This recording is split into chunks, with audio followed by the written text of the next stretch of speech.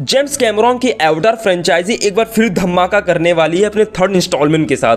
Avatar fire and एश का पहला trailer Monday को ड्रॉप हुआ और हमें दोबारा ले गया पेंडोरा की विजुअली स्टनिंग दुनिया में, जहां एक और इंटेंस वॉर स्टार्ट होने वाली है। इस बार ट्रेलर में हमें काफी कुछ नई चीजें देखने को मिलती हैं, जैसे एक नई नावी ट्राइब, एस पीपल और कुछ फ्रेश पावरफुल क्रिएचर्स जो पहले कभी नहीं देखे गए। स्टोरी और ज्यादा लेड हो गया है और कैरेक्टर्स पर ज्यादा फोकस किया गया है, वही लोग जो पिछले 2 पार्ट्स में हमारे फेवरेट्स बन गए थे। इसी के साथ एवटार फायर एंड एश 19 दिसंबर को थिएटर्स में रिलीज हो रही है और ट्रेलर देखकर लगता है कि इस बार पेंडोरा और भी ज्यादा इंटेंस, इमोशनल और एपिक होने वाला है। ट्रेलर में हमें जैक और नेत्री के बीच की ग्रोइंग टेंशन का एक ग्लिम्स मिलता है। एक सीन में जैक उस पर चिल्लाता है और वार्न करता है कि तुम ज्यादा देर तक इस नफरत के साथ नहीं जी सकती।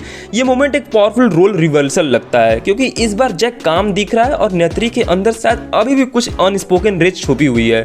पिछली फिल्म के एंड में नेत्री ने स्पाइडर को मार देने की धमकी दी थी और अब इस ट्रेलर में वो फिर से उस एक्शन के बीच दिखाई देती हैं और लगता है कि इस बार उसका सामना होगा नए नावी विलेन वैरेंग से।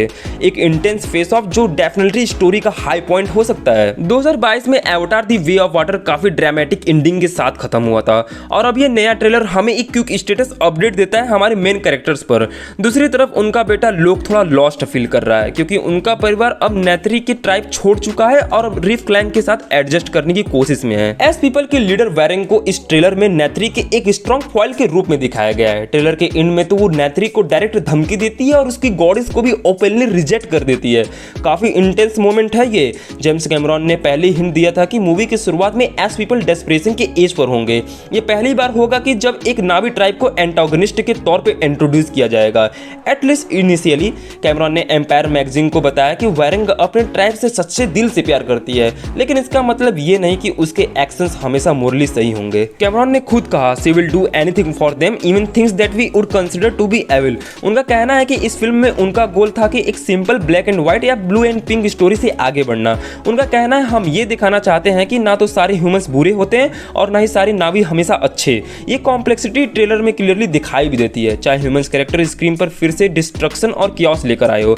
कुछ क्विक ग्लिम्पसेस ऐसे भी हैं जो शायद हमें रिकॉम्बिनेंट्स दिखाते हैं, यानी उन ह्यूमंस के माइंड्स जो अब परमानेंटली आर्टिफिशियल नावी बॉडीज में ट्रांसफर हो चुके हैं। हमें पता है कि कॉलोनल कोरिस इस इंस्टॉलमेंट में फिर से वापस आएंगे और ह्यूमैनिटी एक बार फिर पेंडोरा पर अटैक करेगी, लेकिन साथ ही स्पाइडर जैसे कैरेक्टर्स और वो रिबेलियस साइंटिस्ट भी स्टोरी में नए लेयर्स ऐड करते हैं, जिससे कैमरॉन को कॉम्प्लेक्स मोरली ग्रे वर्ल्ड का विजन और भी रियल लगने लगता है। ट्रेलर के एक पावरफुल मोमेंट में वैरेंग, जो एस पीपल की लीडर है, बोल्ड डिक्लेरेशन करती है, your goddess has no dominion here. इसके साथ ही विजुअल्स एक्सप्लोड करते हैं। विंड ट्रेडर्स अपने यूनिक फ्लाइंग कॉन्ट्रैप्शन पे हवा में ग्लाइड करते दिखते हैं और फायर पीपल अपने मैसिव फ्लाइंग बीस्ट के साथ एक्शन में उतरते हैं। एक इंटेंस स्क्रीमिश के दौरान एक नावी को फ्लेमिंग एरो लगता है और एक और सीन में स्पाइडर फ्लोटिंग रॉक्स के बीच स्लाइड करता है, जबकि पीछे से आग भड़कती है। उसी वक्त जाके उसे बचाने के लिए हाथ बढ़ाता है। ट्रेलर क्लियरली दिखाता है कि जैक का परिवार मैथकाइना क्लैन और एस पीपल के बीच कॉन्फ्लिक्ट्स और बढ़ रहा है। साथ ही स्टोरी अब और भी वाइड स्केल वार की तरफ जा रही है, ह्यूमंस और मल्टीपल नावी क्लैंस के बीच।